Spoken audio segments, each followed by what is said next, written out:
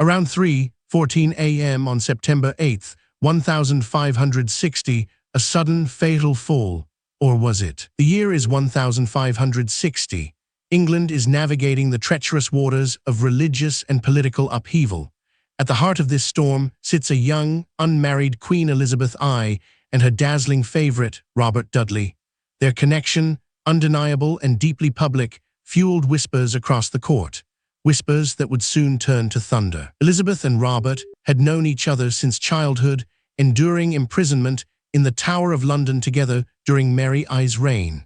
This shared trauma forged a bond of extraordinary depth, one that many believed transcended mere friendship. But Robert was already married. His wife, Amy Robsart, was a quiet, often sickly woman, mostly absent from court life. Her absence, however, did little to quell the growing scandal surrounding the Queen and her master of the horse. The question on everyone's lips was, what would become of Lady Dudley? Then on a Sunday morning, September 8, 1560, at Cumnor Place in Berkshire, the answer arrived. Amy Robsart was found dead at the bottom of a short flight of stairs. Her neck was broken, and she had sustained 2 small head wounds. The official verdict, an accidental fall. But suspicion, a corrosive acid, immediately began to eat away at the official story. How could a fall down such a short staircase cause such catastrophic injuries? And why had Amy, a woman known to be frail, insisted on sending all her servants away to a nearby fair that day? The timing was, to many, too convenient. With Amy gone, the path was clear for Robert Dudley to marry the Queen. The stakes were immense, a potential consort to the most powerful woman in England, and a union that could solidify or shatter the fragile Tudor dynasty. Robert Dudley himself was away from Cumnor that day, attending court with the Queen. This alibi, while technically sound, did little to silence the rumors.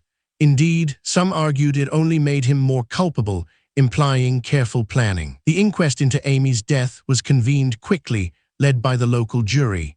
Their findings, while conclusive in declaring an accidental fall, were not without their own shadows. The jury was composed of men from the local area, some of whom were tenants or associates of Dudley's family. One particular detail stands out.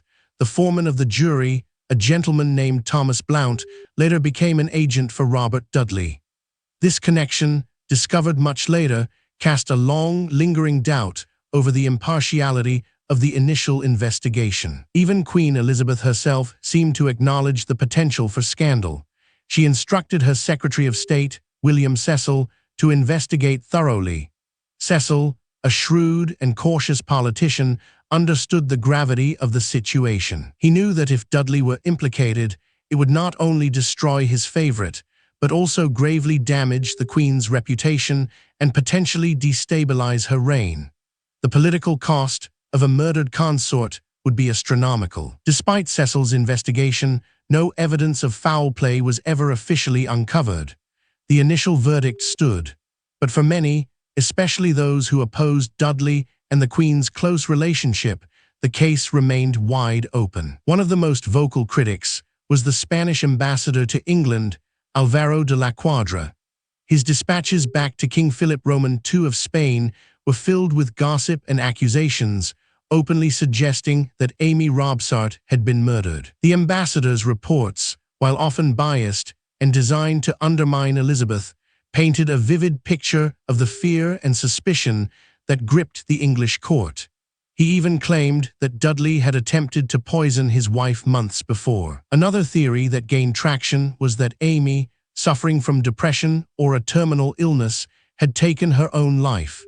This would explain the servant's absence and the severity of her injuries, perhaps from a deliberate jump. However, there's no concrete evidence to suggest Amy was suicidal. Her letters, though few, don't indicate despair. And the idea of her orchestrating such a precise removal of servants, while plausible, still leaves many questions unanswered. What about the golden coffin mentioned in the title? Amy Robsart was eventually buried with considerable pomp and ceremony, a funeral befitting a noblewoman, paid for by Robert Dudley. It was an elaborate affair, an attempt, perhaps, to quash the rumors. Yet the splendor of the funeral only highlighted the incongruity of her sudden, violent death. A rich burial couldn't erase the stain of suspicion, nor could it bring back the woman whose demise cleared the way for a forbidden love. Robert Dudley, despite the enduring shadow of Amy's death, remained Elizabeth's favorite until his own death in 1588. He was given vast estates, titles, and immense power. But the crown, the ultimate prize, always eluded him. Elizabeth, for her part, never married Dudley or anyone else.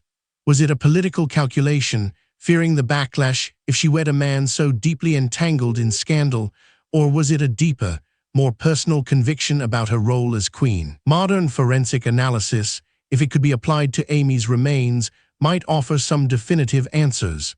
But her body lies undisturbed, leaving us with conflicting accounts, circumstantial evidence, and the enduring mystery of Cumnor Place. Ultimately, the question of whether Robert Dudley orchestrated his wife's death remains one of history's most compelling cold cases. We may never know the absolute truth behind Amy Robsart's fatal fall, but the whispers continue to echo through the centuries. Next, uncover the dark secrets of the Borgia family, a dynasty steeped in poison and power.